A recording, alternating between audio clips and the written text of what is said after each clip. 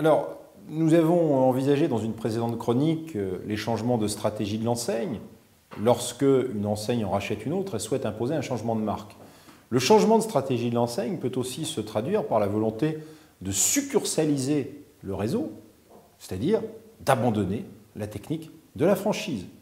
Alors, faisons le point sur l'actualité jurisprudentielle de cette situation.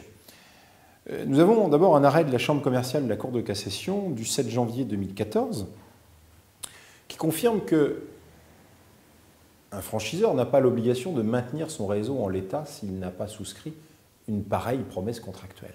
En d'autres termes, en l'absence d'obligation contractuelle souscrite par le franchiseur de développer le réseau, eh bien, ceci peut parfaitement en réduire le périmètre, le cas échéant, jusqu'à ce qu'il n'y ait plus que quelques franchisés.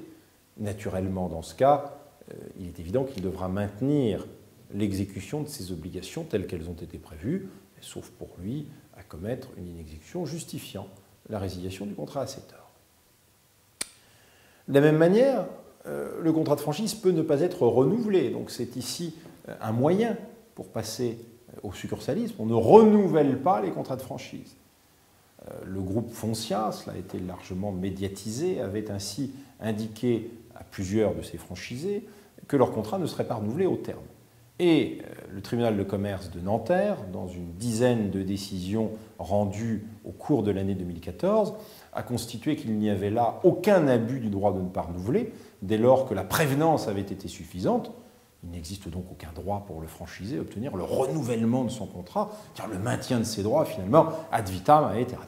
Donc le franchiseur est parfaitement libre d'opérer un changement de stratégie et de devenir succursaliste si bon lui semble. Et de la même manière, on peut relever un arrêt de la Cour d'appel de Paris du 7 janvier 2015, où le franchisé soutenait que le refus de renouvellement ne pouvait lui être opposé qu'en raison d'un manquement, seulement en raison d'un manquement. Hormis cette hypothèse, bien, le franchiseur aurait été tenu au renouvellement. Alors, il n'existait pas de clause en ce sens dans le contrat, et la Cour d'appel a constaté donc qu'aucune des parties n'avait manifesté son intention de discuter jusqu'à l'expiration du délai contractuel qui était mentionné pour envisager la signature d'un nouveau contrat.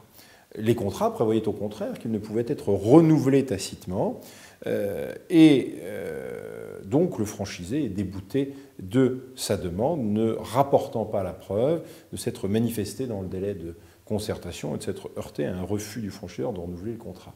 En tout état de cause, ce droit au renouvellement n'existe pas s'il n'a pas été aménagé contractuellement. Donc le principe, c'est la liberté du franchiseur de ne pas maintenir l'organisation en franchise pour autant que celui-ci exécute ses obligations jusqu'au dernier des franchisés. Merci de votre attention.